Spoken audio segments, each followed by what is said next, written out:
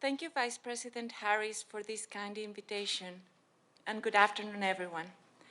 My name is Maria Isabel Vallivian, and I am the Executive Director of the ACA Child Development Center, a community-based nonprofit located in Annandale, Virginia, which provides affordable, high-quality early education to children ages 3 months to 5 years. Madam Vice President, I am honored to introduce you today as the administration makes a historic commitment to increase funding for early care. From the bottom of my heart, I applaud you for your efforts to make early childhood education a national priority. If parents and young children don't have access to high-quality early education, the road to fully reopen the economy post-COVID-19 becomes that much more difficult. I am sure you will agree that childcare and ECE investment is a national security and economic imperative. If America is to continue to lead the world, it needs a well-educated, healthy, and resilient workforce. And this begins with infants, toddlers, and preschoolers. High-quality childcare depends on early childhood educators who are well-trained, well-compensated, and technologically able. This is why we're doing this at ACA. We invest in professional development and improve wages of our teachers, recognizing their skills as essential workers, and ensuring children have equitable access to high-quality care. Prior to the pandemic, childcare providers were operating on small margins. ECE educators themselves were making so little that half access welfare, and families, especially living in low-income homes, struggled to gain access to high-quality early care. The pandemic has made this crisis worse and forced many childcare providers to close. I stand here today on behalf of thousands of childcare providers and educators who have decided to maintain their programs open and keep fighting for young children and parents. The nation's future depends on it. Having been in this field for more than 25 years, I have had the pleasure to see the fruits of my work.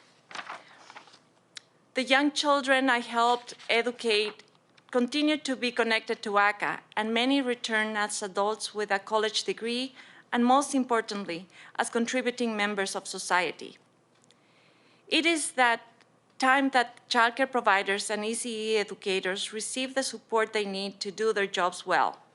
Madam Vice President, with the administration's renewed childcare and ECE commitment, you will make this a reality. We as a country must come together and bring our best to ensure that every child grows knowing that they are worth the time, the effort, and the investment. They deserve nothing less. When the pandemic hit and everything closed, we at ACA knew that our children and their families needed for us to remain open, because many of our parents are essential personnel, frontline workers, and first responders. But we realized very early that we could not do this alone.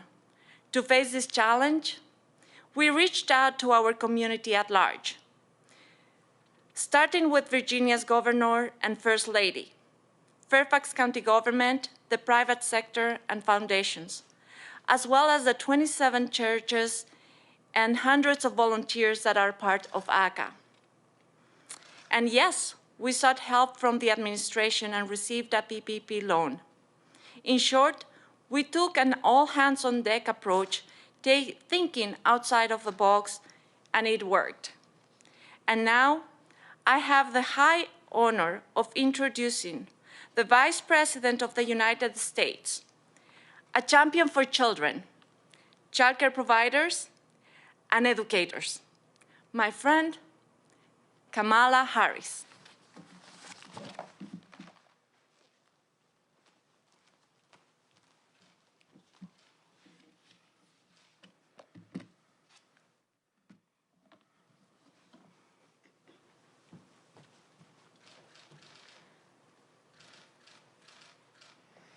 Thank you, Isabel. What you and your staff have done continues to be acts of heroism. It's heroic. The care you provide makes it possible for parents to work knowing that their children are safe and that they're loved. It's an incredible gift that you give. So thank you, and to all the child care providers. So today we are announcing the single largest investment in child care in our nation's history. The single largest investment in child care in our nation's history. This investment is part of the American Rescue Plan, which the President signed into law just over 1 month ago. And before I talk about this investment, the President has asked me to update you on the implementation of the plan. As you know, it was very important to the President and me that the relief we delivered would be felt immediately and tangibly by the American people. And under the leadership of Gene Sperling, it is. As of yesterday, 159 million checks have gone out. By the time all of the money is distributed, more than 85% of American households will have received a check. At the same time, the $20 billion in funding for vaccine administration and distribution has been put to work. And it's helping us to increase confidence, to reach our hardest hit communities, and expand access through federally supported community vaccination centers, mass vaccination sites, and mobile vaccination units. We're now administering an average of over 3 million shots a day, over 20 million shots a week. To safely reopen our nation's schools, $81 billion has been sent out to the states to help schools get back to in-person instruction and address the learning, social, and emotional needs of our students. And there are millions of Americans who lost their jobs due to no fault of their own and are receiving unemployment insurance through programs that would not exist without the American Rescue Plan. The American Rescue Plan is also making health care more affordable by reducing the cost of coverage for 9 million people who are currently receiving financial assistance. At the Department of Housing and Urban Development, Secretary Marcia Fudge announced that nearly $5 billion has been allocated to provide services to people who are experiencing or are at risk of homelessness and to help communities create more permanent, affordable housing solutions. The Department of Agriculture has been using funds to help 12 million families with children who are food insecure, reimbursing families who are now buying food that their children would have received in school. The list goes on, and the message is clear. Help is here. Hope is here. And we've already seen what happens when you help those who are hurting the most, when you build an economy from the bottom up and the middle out. We have created more new jobs in these first 2 months than any administration in history. And things are looking up, to be sure, but we also have a lot more work to do. We need to defeat this virus, get American workers back on the job, and lift up American families. And so that brings me to today's announcement. Because when it comes to child care in our country, families need help. Even before the pandemic, child care cost too much, and it was too hard to find and for too many families outside of their reach. The pandemic has accelerated the flaws and the fissures in our systems. Nearly half of parents say their current child care situation is unsustainable.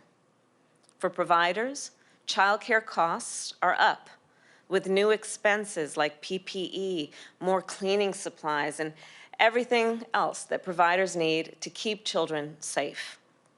At the same time, revenues are down, with fewer kids enrolled.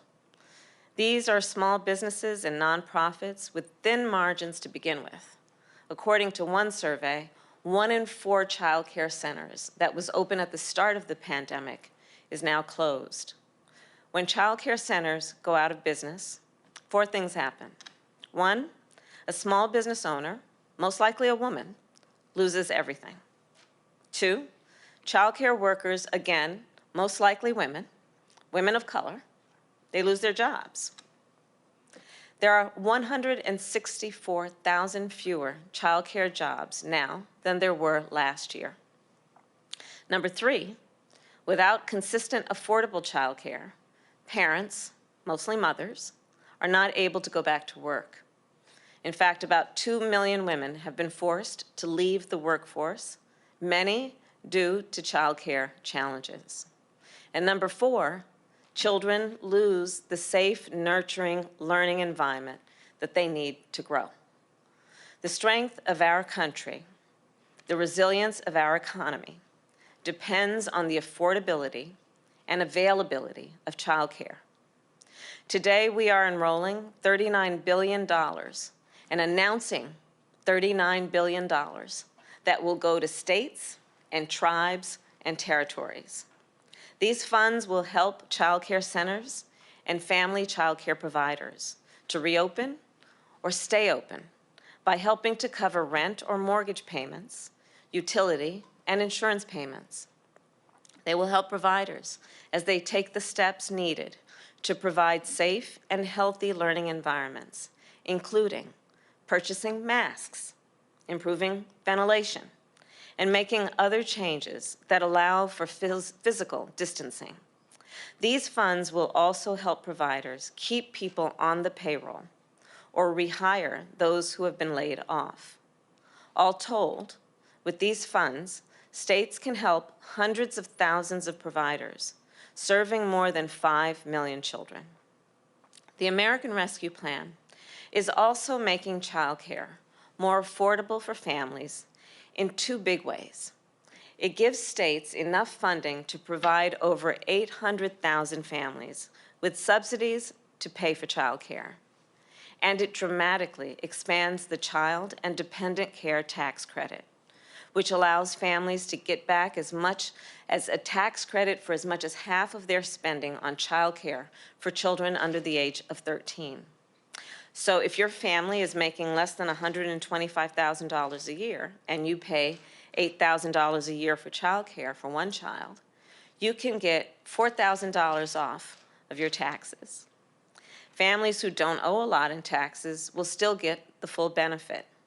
And families who make more than $125,000 a year can still receive a partial credit.